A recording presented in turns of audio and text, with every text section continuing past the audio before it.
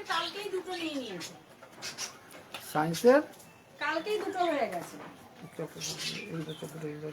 আকাশের দাদু বলে যে পরীক্ষা জানে। হ্যাঁ সায়েন্সের দুটো ওদের তো হয়ে গেছে।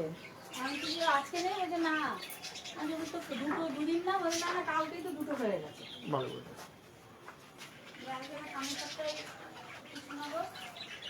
কৃষ্ণনগর আমাদেরটা কোথায় গিয়ে জানি, আমি তো ছেলেদের তো ওদের শান্তিপুর। হ্যাঁ কোথায় শান্তিপুর শান্তিপুর দিয়েছে। ঠিক আছে, আমি পিসি বাড়িতেই কাছে হবে না, তারপরে শান্তিপুরের লোক আছে। ভালো আছে। আমি অনেক চলে যাবে, আমার না হলে মামার বাড়ি। হ্যাঁ সুপ্রভাত, দেখি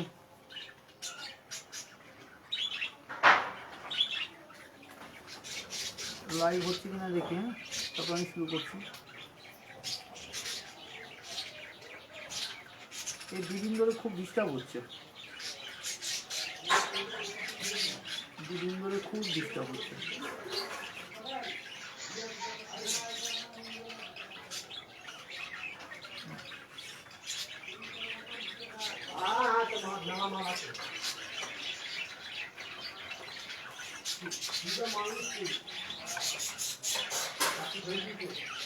সাউন্ডটা ক্লিয়ার আসছে কি?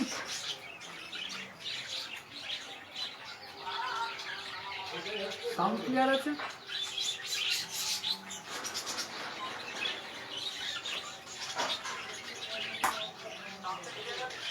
ওকে।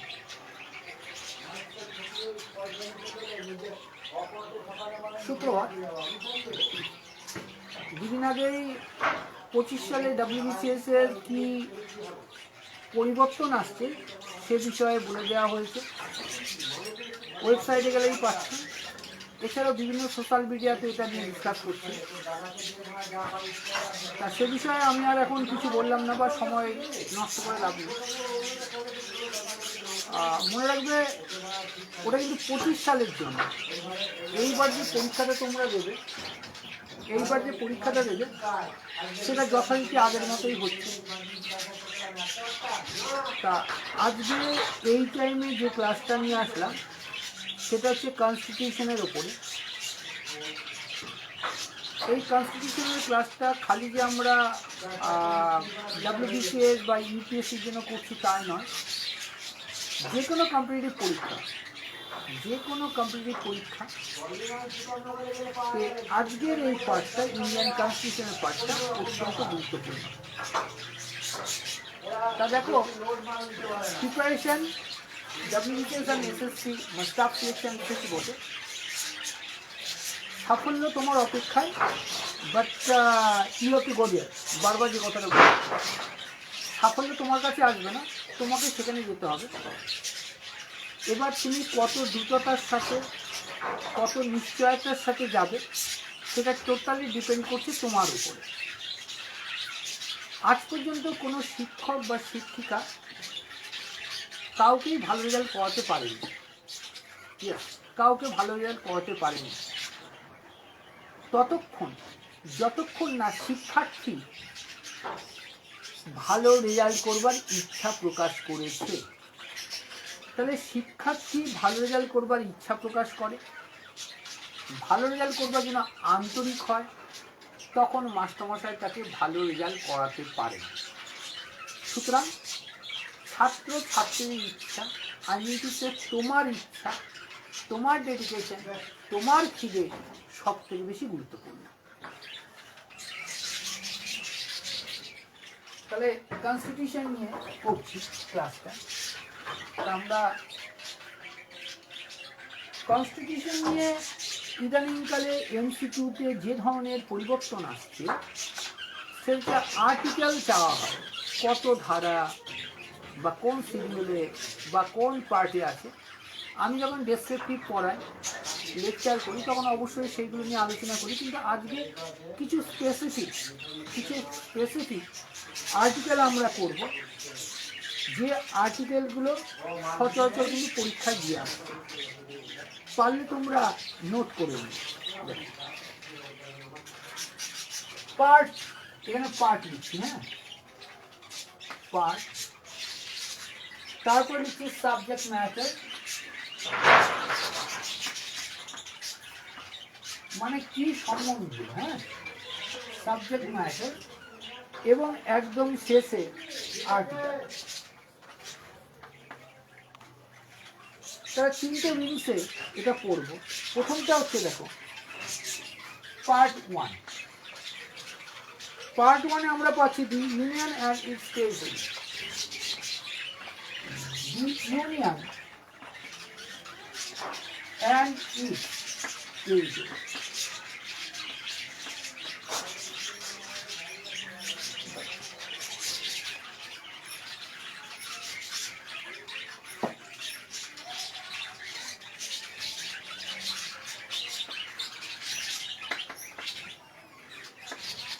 তাহলে প্রথমেই পাচ্ছি আমরা পার্ট 1-এ the union and its territory. তা এটা আর্টিকেল কভার করছে, খুব ভালোভাবে মনে রাখবে, 1 থেকে 4।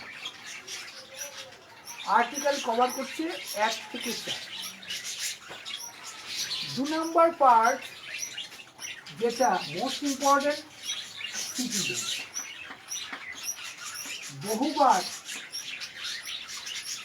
বহুবার এই সিটিজেনশিপ নিয়ে আমরা আলোচনা করেছি, আগামীতে আবার আলোচনা হবে। এটা আর্টিকেল হচ্ছে 5 to 11। এইগুলো নোট ডাউন করে রেখো, সুবিধা। পার্ট 3-তে আছে, ওটাকে প্রমাণিত আমাকে একটা ওই ছোট লাঠিটা বলি, ছোট লাঠিটা আমি অফ করে দেবো। 3 নাম্বার আসছে যেটা মোস্ট ইম্পর্টেন্ট, এটা না, এটা কাজ হবে না, fundamental rights. Fundamental right. Part 3-তে আমরা পাবো ফান্ডামেন্টাল রাইটস।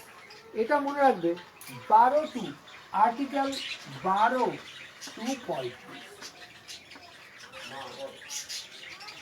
আমরা আজকে এমসিকিউর জন্য এইভাবে করছি, কিন্তু ব্যাপারটা হলো বারবার যে কথাটা বলি, দেখো চাকরি পরীক্ষাতে সব থেকে যদি কিছু কঠিন হয়,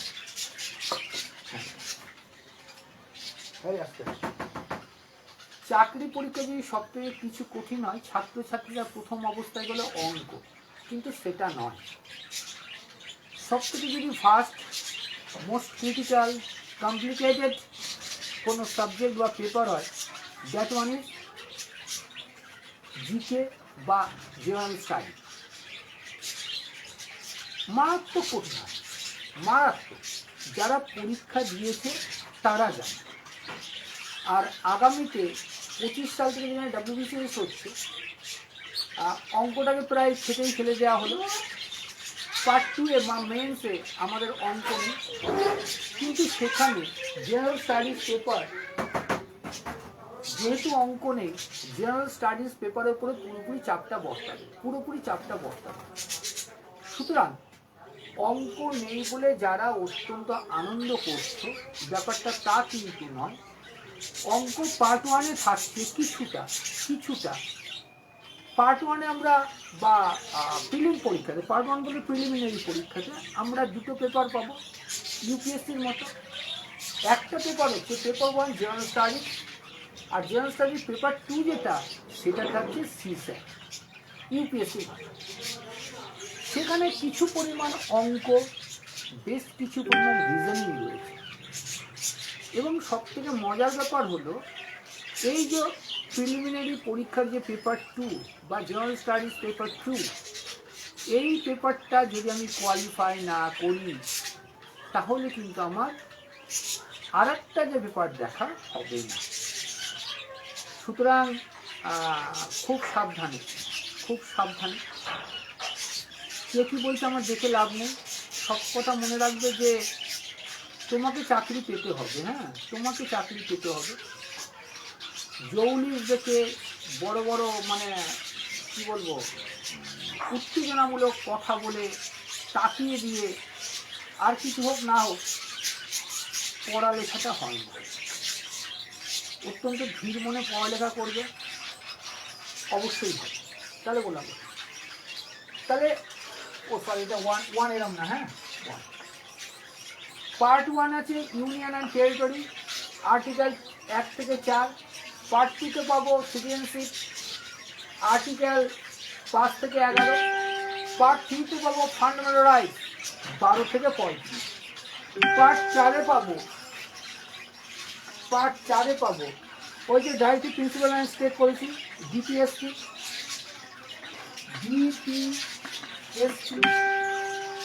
directive principle of state policy. এটা মনে রাখবে আর্টিকেল 36 থেকে আপ টু 51। কি বললাম? আর্টিকেল 36 থেকে 51। এবার 4A 4-এ আছে ডিপিএসপি। আর প্রত্যেক কথা দেখো, প্রত্যেক কথা তোমার কিন্তু খুব ভালোভাবে ডেসক্রিপটিভ পড়ে যেতে হবে, আদারওয়াইজ গন্ডগোল আছে। এবার যেটা বলছি ফান্ডামেন্টাল ডিউটি,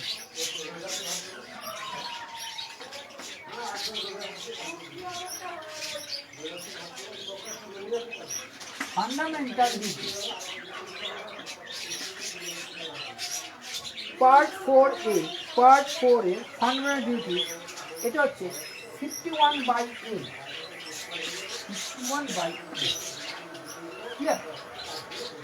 এবার এরই দেখো, এরই বেশ কিছু চ্যাপ্টার রয়েছে, চ্যাপ্টার 1 দেখো আগে লিখে নিই 5। এবার পার্ট 5 আসছে। পার্ট 4-এ ফান্ডামেন্টাল ডিউটি 51A-তে রয়েছে। পার্ট 5-এ যেটা আসছে সেটা হচ্ছে দি ইউনিয়ন গভর্নমেন্ট,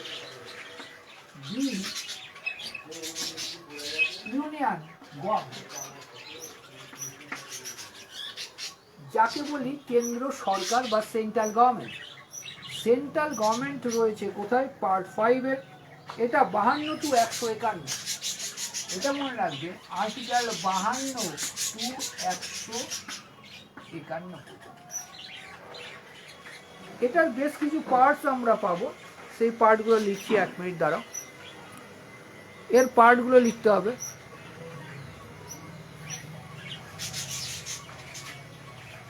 এর পার্ট বা চ্যাপ্টার দেখো, এখানে লিখলে জানা আসবে, হ্যাঁ জানা। এর চ্যাপ্টার 1, এর চ্যাপ্টার 1-এ থাকছে দি এক্সিকিউটিভ। চ্যাপ্টার 1-এ দি এক্সিকিউটিভ।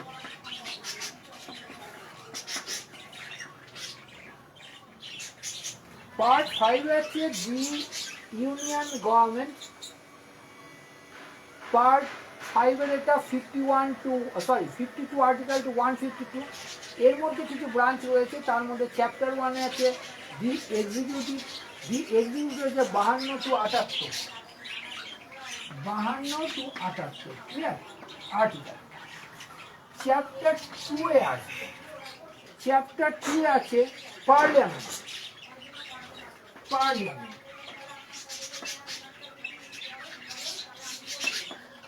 চ্যাপ্টার 2-এ পাবো পার্লামেন্ট। এটা মনে রাখবে 79 to 122। 79 to 122 আর্টিকেল এখানে। আচ্ছা লেখা যাবে? 3 নম্বরটা লেখা যাবে কি? লেখা যাবে। চ্যাপ্টার 3-এ আছে লেজিসলেটিভ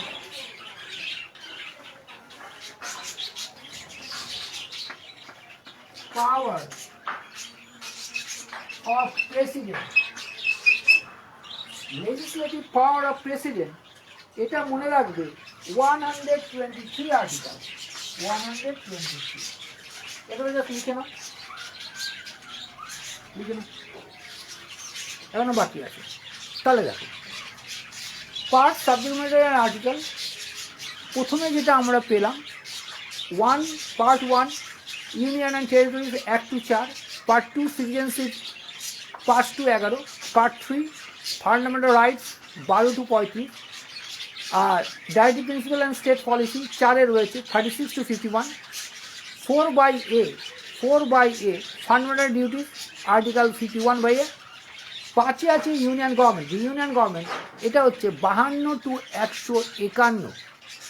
52 to 151 পর্যন্ত।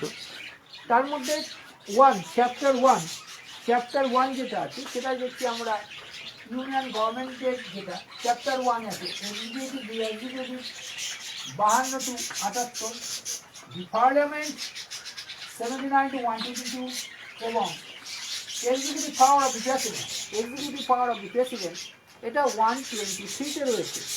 আর একটা তো লেখার দরকার ছিল, আচ্ছা এটা সারি লিখেছি, হ্যাঁ না ওপরে লিখতে হবে, বুঝলাম।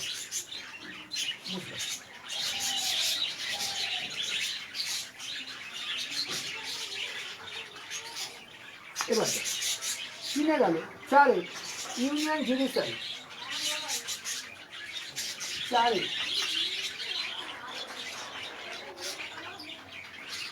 ইউনিয়ন জুডিশিয়ারি মানে কেন্দ্রীয় বিচার, যেটা বিচার আইন 124 to 147, 124 to 147।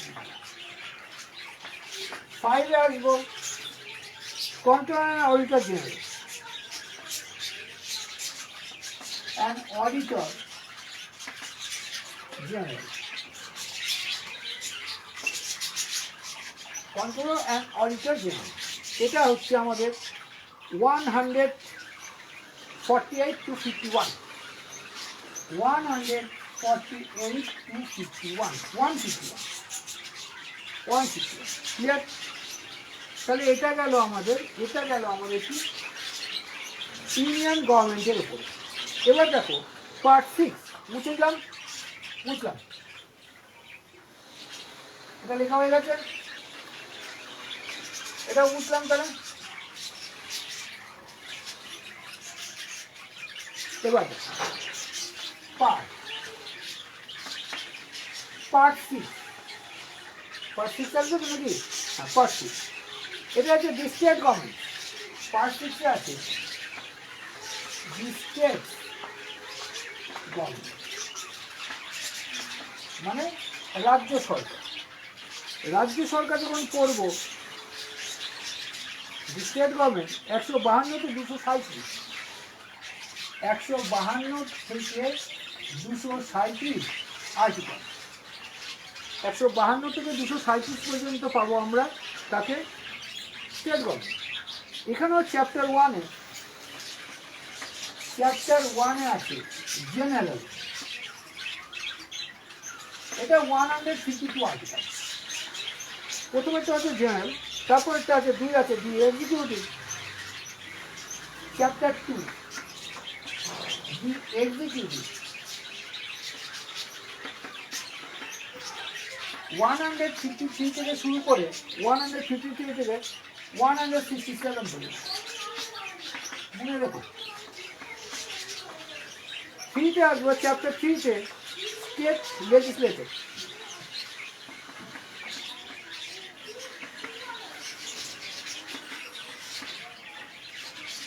স্টেট লেজিসলেচার এটা পাবো 168 থেকে 212, 168 to 212। 4 এসো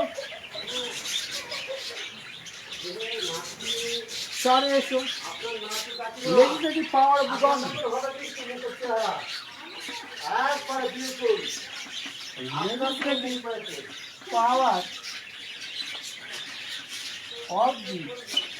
legislative power of governor,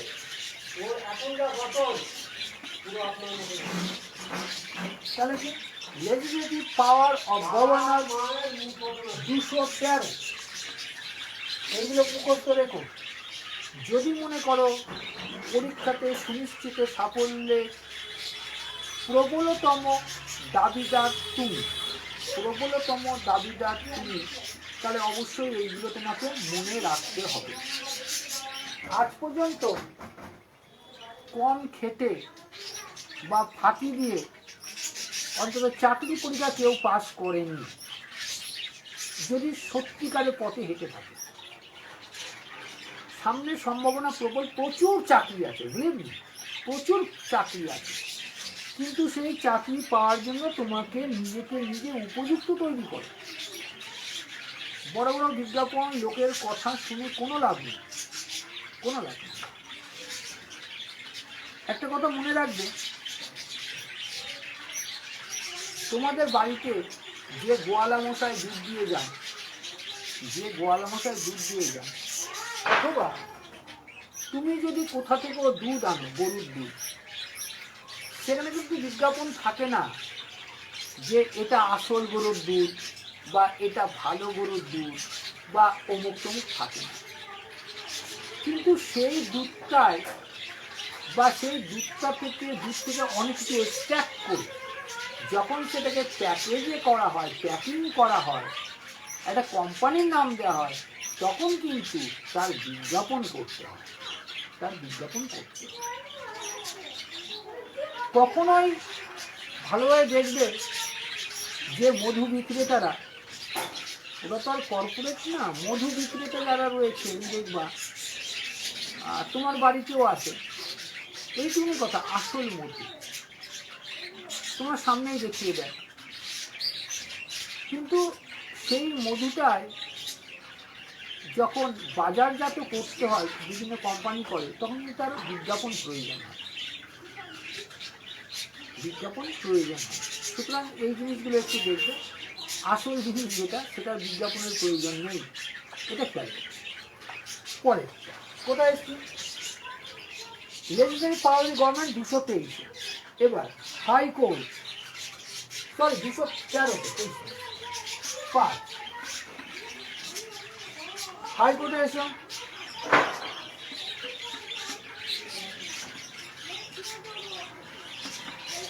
high court এটা হচ্ছে 14 to 32, 214 to 232, ঠিক আছে। আর একটা এছাড়াও চ্যাপ্টার 6 সাবঅর্ডিনেট,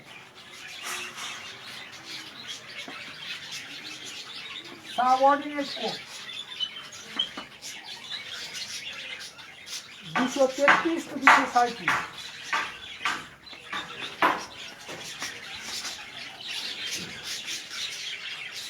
অনেকে বলে যে মাঝে মধ্যে পাখির খুব আওয়াজ হয়, সম্পূর্ণ সত্য কথা, মিথ্যে কথা নয়। আমার বেশ কিছু পাখি রয়েছে, সবই তেজ বাড়ে, তা এরা একটু কথা বলে বটে, সেখানে আমি ওদের বিরোধিতা করতে পারবো, বা আমি বিরোধিতা করলে তারা শুনবেও না, কেন আমার ভাষা তারা বোঝে। কিন্তু যারা ক্লাস করছো বলবো, দেখো কখনোই অত্যন্ত কমফোর্ট সিচুয়েশনে কোনো কিছু হয় না, আর পরিবেশ যে তোমার মতো হবে এটা বলা যায়। তুমি পরিবেশের সাথে যদি খাপ খাইয়ে নিতে পারো, সেটাকে বলা হয় আর্ট অফ লাইফ। পরিবেশের সাথে নিজের খাপ খাইয়ে নিতে হবে, that is art of life, এবং স্যাটিসফ্যাকশন সেটা। আমি তোমাকে পড়াচ্ছি, আমার ভয়েস যদি তোমার পর্যন্ত যায় এবং ছবি যদি ক্লিয়ার থাকে, দ্যাট ইজ এনাফ। অত্যন্ত শান্ত পরিবেশে পড়তে হবে, এরকম সুযোগ সকলের থাকে না। সুতরাং একটু চেষ্টা করো, একটু কোঅপারেট করো, আমার জন্য নয়, তুমি তোমার জন্য কিছু কোঅপারেট করো, নিজেকে আরও কিছুটা স্বাবলম্বী করে তোলো এবং সুবিধা খোঁজার চেষ্টা করো, দেখবে সাফল্য পাবে। পরে এটা গেল কত, 6 গেল, নিচি গেলে 10টা।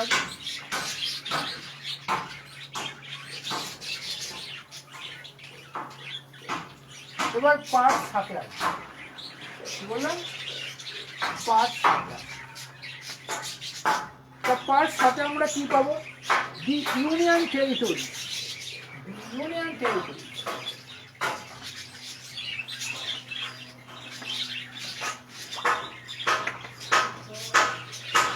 কি পাবো, দি ইউনিয়ন টেরিটরি পাবো আমরা পার্ট 7।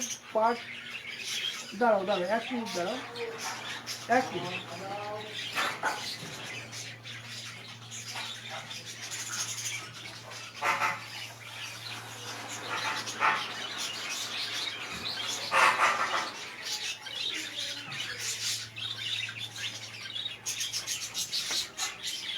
এটাই পাবো কত, দেখো 239-42।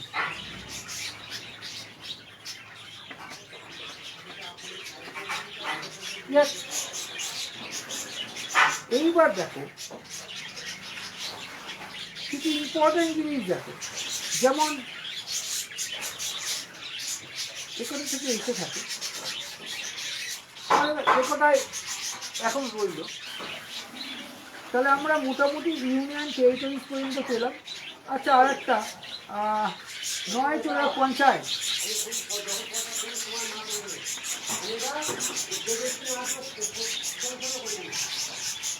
পঞ্চায়েত ঠিক আছে, 243 টু 243 ও 243 টু 243 ও পর্যন্ত। এটা 0 না, কিন্তু এটা ও। আর মিউনিসিপালিটি এটা হচ্ছে 9/8 মিউনিসিপালিটি।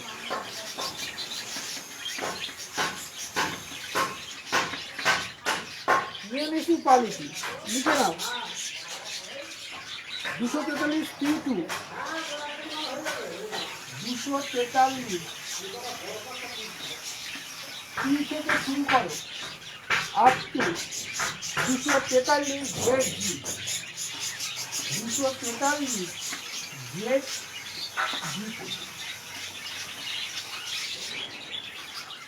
একটু দেখে নাও, একটু দেখে নেওয়া হোক। প্রয়োজনে স্ক্রিনশট নিয়ে রাখতে পারো। বুঝলে?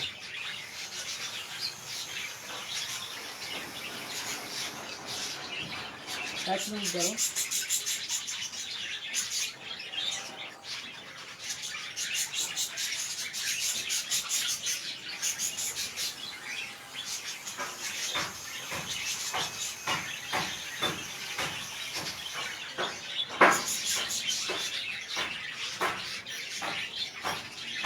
এক মিনিট।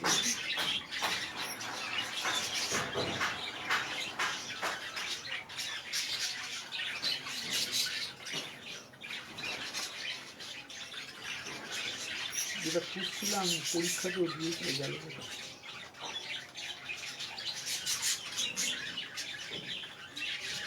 এক মিনিট, এক মিনিট।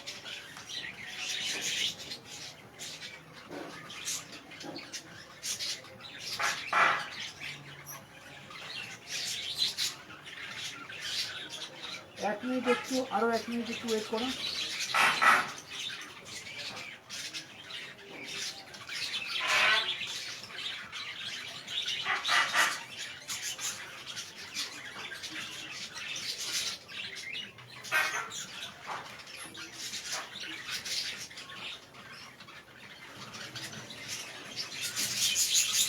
আচ্ছা, ঠিক আছে।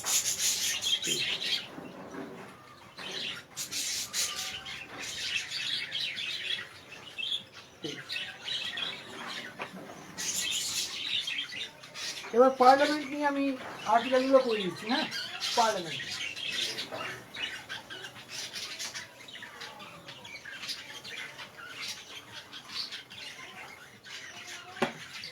Parliament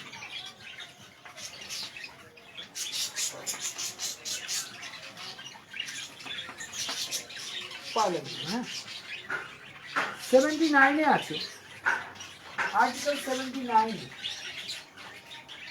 Constitution of Parliament.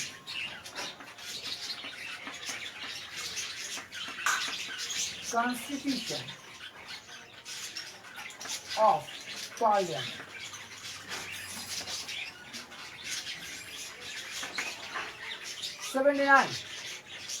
Constitution of Parliament.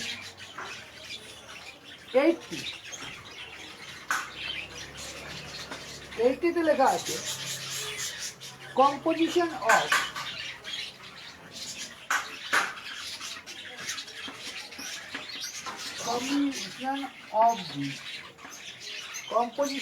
of the Council of States. Council of States. লিখে নাও, লিখে নাও। 81 composition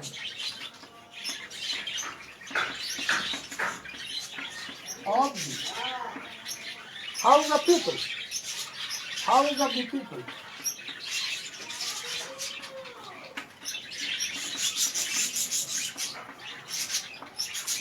Composition of the house of the parliament নিয়ে লিখে দিচ্ছি, হ্যাঁ, composition of the house of the people লিখেছো? 82 82 আছে readjustment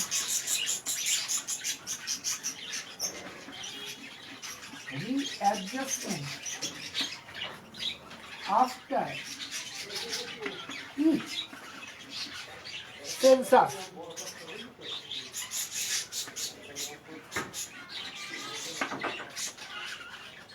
Readjustment actually the allocation of seats. এটাই readjustment of after the census. তাহলে সেন্সাস মানে কি? আমরা জানি যে সেন্সাস 10 বছর পর পর হয়, যদিও দীর্ঘদিন ধরে হয়নি। তা জনগণনায় দেখা যায় জনসংখ্যার উপরে বিন্যাস করে তো লোকসভার সিট হয়, এ নিয়ে আগে আলোচনা পেয়েছি। তা জনগণনার উপরে বিন্যাস করে লোকসভার সিট হয়। এবার যখন দেখা যাচ্ছে এক্সেসিভ জনসংখ্যা হচ্ছে কোনো একটা নির্দিষ্ট অঞ্চলে, তখন জনসংখ্যার নিরিখে লোকসভার যেটা কি বলবো, যেটা লোকসভা সেটা পরিবর্তন হয় এবং হয়তো নতুন লোকসভার সৃষ্টি হয়। তাহলে এই জিনিসটা অ্যাকচুয়ালি হচ্ছে 82তম ধারাতে রয়েছে রিঅ্যাডজাস্টমেন্ট প্রত্যেক সেন্সাসের পরে, জনগণনার পরে। এবার 83তে ডিউরেশন অফ দি পার্লামেন্ট, 83তে ডিউরেশন of the parliament.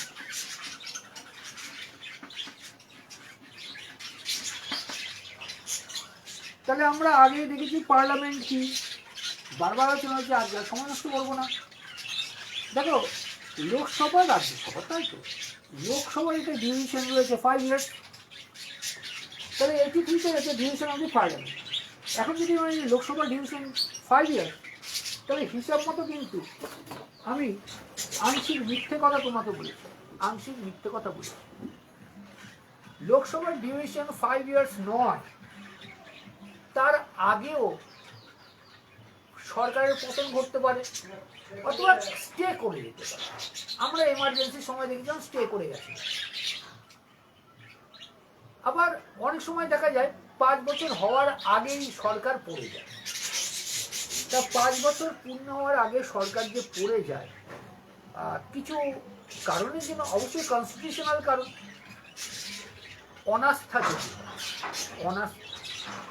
অনাস্থায় সরকার পক্ষ যদি পরাজিত হয়, সরকারের পতন ঘটে, সেটা 5 বছর আগে হয়ে গেল।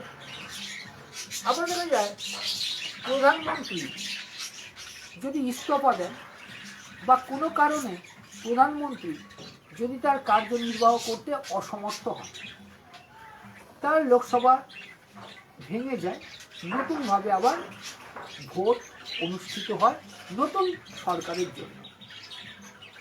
এবার প্রধানমন্ত্রীর অনুপস্থিতি যখন আমি বলছি ভালোভাবে, তখন কিন্তু পার্মানেন্ট। এবার দেখা গেল প্রধানমন্ত্রীর সাময়িক অনুপস্থিতি, হয়তো অফিসিয়াল ভিজিটে বাইরে গেছেন অথবা অন্য কোনো কারণে উনি নেই, তাহলে কিন্তু তার কাজটা চলে। কিন্তু পার্মানেন্টলি যদি ডিসেবল হয়ে যায়, তাহলে নতুন করে ভোট করতে হয়। আমাদের ভারতীয় সংবিধানে এরকম কোনো প্রাবধান নেই যে প্রধানমন্ত্রী চলে গেলে তার পরিবর্তে বাদবাকি ডিউরেশনটার জন্য অন্য কেউ প্রধানমন্ত্রী হবে। রাজ্যসভায় একটা পার্মানেন্ট, রাজ্যসভায় অনাস্থা হয় না, কিন্তু 2 বছর পর পর রোটেট চেঞ্জ, এবং এই ডিউরেশনটা বলে যায় 6 years। ঠিক আছে, এবার পরেরটা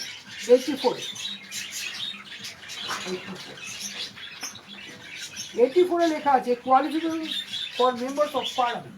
কোয়ালিফিকেশন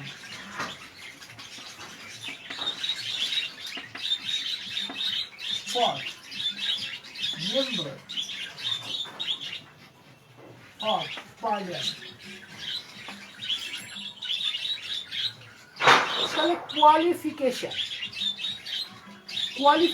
বলতে কিন্তু এখানে আমাদের সংবিধানে একাডেমিক কোয়ালিফিকেশনের কথা কিন্তু নয়। তাকে ইন্ডিয়ান সিটিজেন হতে হবে, তাকে কোনো রাজ্যের যে কোনো রাজ্যের ভোটার হতে হবে, 21 বছর হতে হবে, সে যাতে সুস্থ ব্যক্তি হয় মস্তিষ্কের দিক থেকে সেটা দেখতে হবে, যাতে দেউলিয়া না থাকে এটা দেখতে হবে। এইগুলো দেখে তার কোয়ালিফিকেশন যেটা সেটা জাজ করা হয়। এই কোয়ালিফিকেশন বলতে কিন্তু কখনোই তার একাডেমিক কোয়ালিফিকেশন কি সেটা জানতে চাওয়া হয় না। ক্লিয়ার?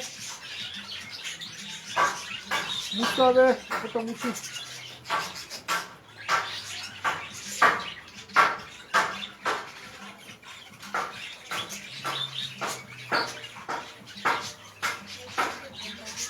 হ্যাঁ, কি আছে? 85 session of Parliament.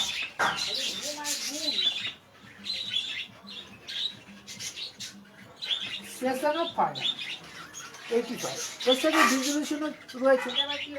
Session of parliament and dissolution দুটো এখানে রয়েছে। পরেরটা 86 মনে রাখবে পার্লামেন্টের অবিচ্ছেদ্য অঙ্গ কিন্তু রাষ্ট্রপতি স্বয়ং। এই পার্লামেন্টে রাষ্ট্রপতি সম্পর্কেও কিছু বলা আছে, সেটা হচ্ছে right of president, right of the president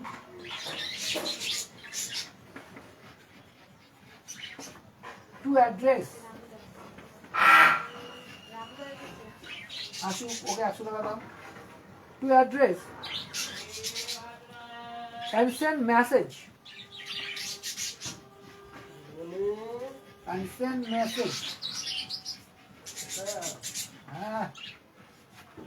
message to house। 40টা দিও না আজকে, চলে 100 দিয়ে দাও ওকে। এ রামু, এই 140ই 40 পরে। হ্যাঁ,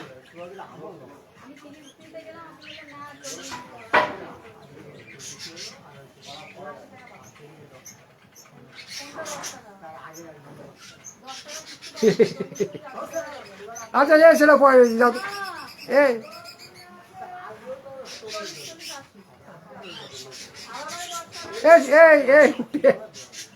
এই উঠে এসো।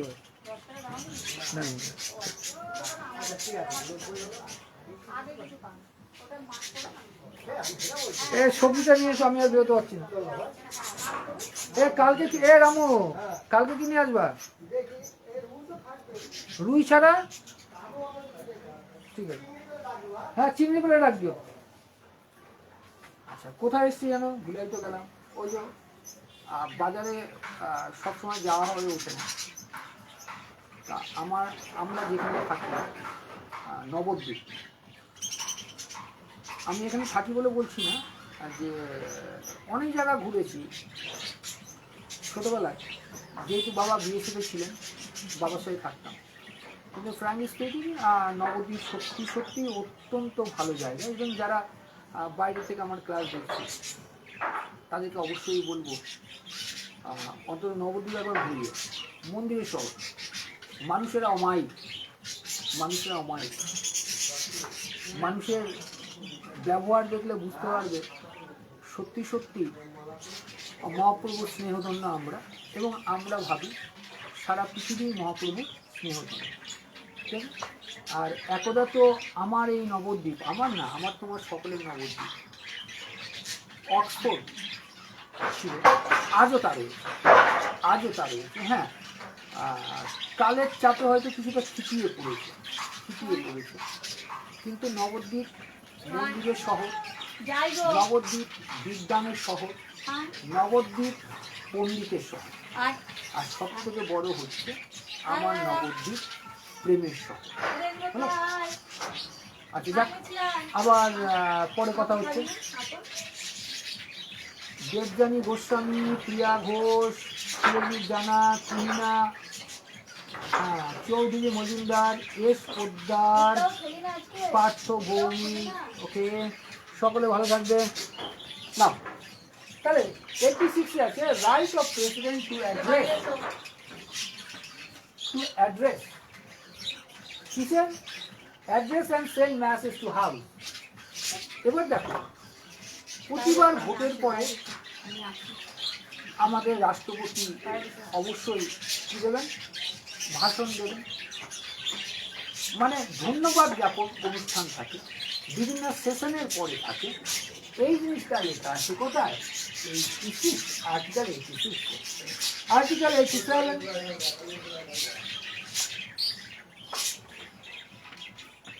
লেখা আছে special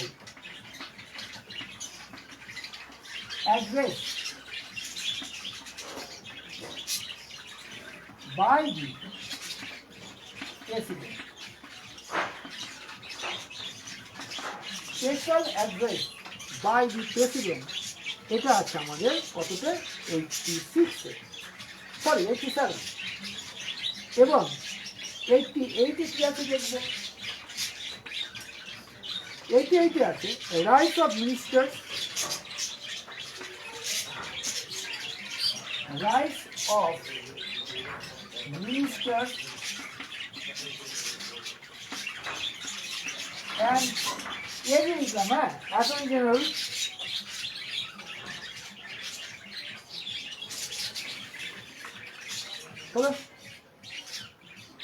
as respect of the house, as respect of the house. এটা লিখে নাও।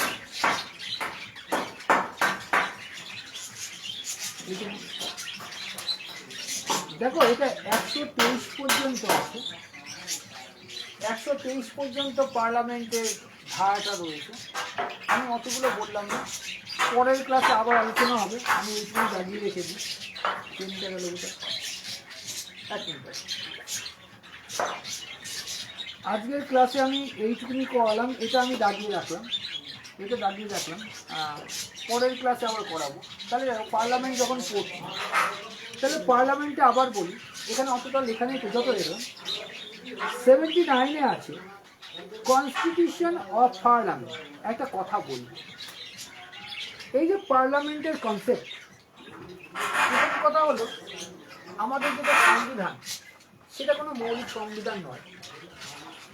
পৃথিবীর 60খানা দেশ থেকে, মোটামুটি 60খানা দেশ থেকে তাদের সংবিধানের যে ভালো ভালো অংশগুলো, সেগুলো আমরা নিয়েছি এবং আমরা একটা সংবিধান গঠন করলাম, যেটা বিশ্বের দীর্ঘতম লিখিত সংবিধান। খুব সুন্দর বৈশিষ্ট্য যে আমাদের সংবিধানে যেমন নমনীয়তা রয়েছে, তেমন ফিক্সড রয়েছে, মানে ফিক্সড রয়েছে।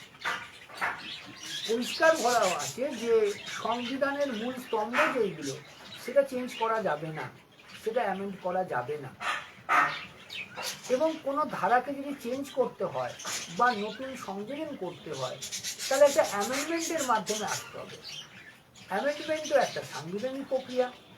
এই অ্যামেন্ডমেন্ট যখন করা হবে, তখন রাজ্যসভা এবং লোকসভা উভয়েরই উপস্থিতি বা কি বলবো সহযোগিতা প্রয়োজন। এখানেই শেষ নয়, এইখানে বিলটা বা অ্যামেন্ডমেন্ট যখন পাস হচ্ছে, শেষ পর্যন্ত রাষ্ট্রপতি মহোদয়ের স্বাক্ষর বাঞ্ছনীয়। তাহলে রাষ্ট্রপতি মহোদয়ের স্বাক্ষর দ্বারা ওটা সুনিশ্চিত হবে।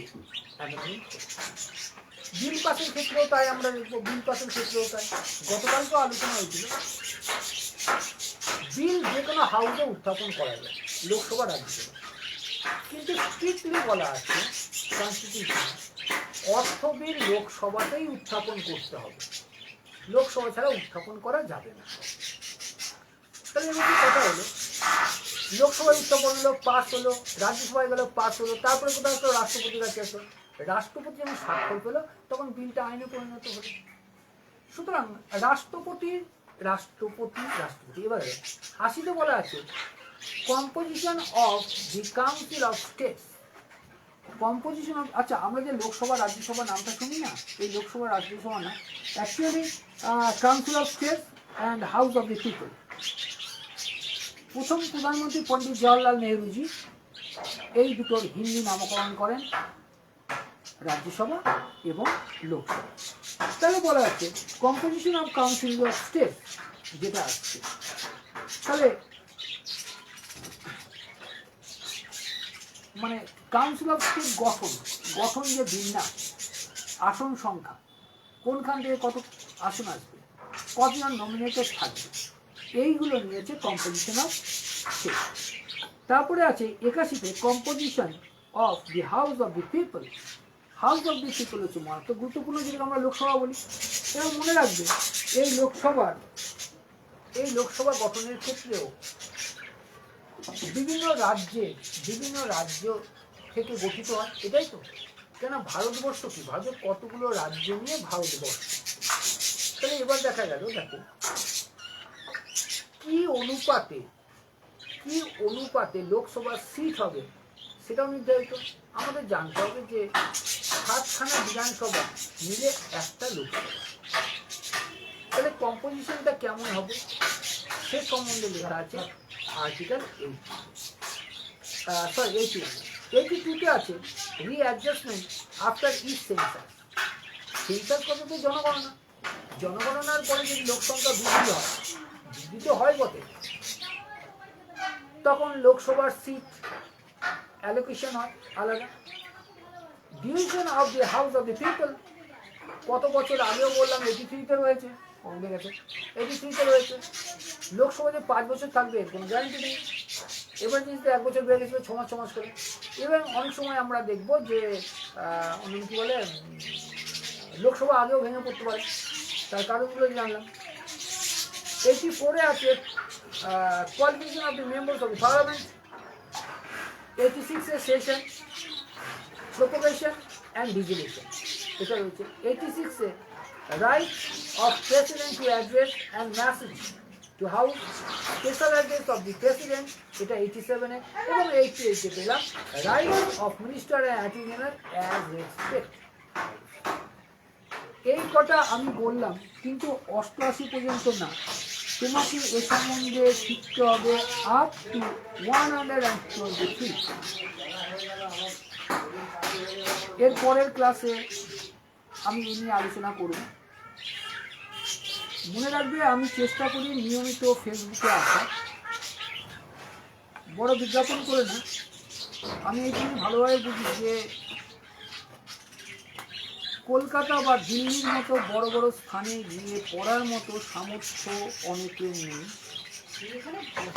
এবং ওখানে বড় বড় ইনস্টিটিউটে পড়লেই যে তুমি সফল হবা এরও কোনো গ্যারান্টি নেই। কিন্তু বিজ্ঞাপন এমনভাবে দেখি যে 70 জন 80 জন মিলে বেরিয়ে যাচ্ছে একটা কিছু, সেটা পরের কথা, ছাড়ো, আলোচনা করবো না। কিন্তু আমি তোমাকে যেটা অ্যাসিওর করতে পারি, ইভেন এই পেড ব্যাচ, এই ফেসবুক ব্যাচে বা ফ্রি ব্যাচে দিল্লি বা কলকাতায় যাদের যাওয়ার সামর্থ্য নেই, কিন্তু পরীক্ষায় পাস করতেই হবে, এতটা স্ট্রং ডিটারমিনেশন বা জেদ রয়েছে, তাদের উদ্দেশ্যে এই ক্লাস। সর্বভারতীয় নামকরা প্রতিষ্ঠানগুলো যে পদ্ধতিতে, যে কৌশলে পড়ালেখা শেখান, যে টেকনিক ইউজ করে, সম্পূর্ণত সেটা তোমরা পাচ্ছ ঘরে বসে। পেড ব্যাচও থাকে। পেড ব্যাচ আমার নবদ্বীপ শিবার সম্মানের সামনে নিজস্ব সেন্টার, নবদ্বীপ রেজ একাডেমি নাম। এছাড়া জগন্নাথতলায় আমার বাসভবন, এখানেও আমি ক্লাস করে থাকি।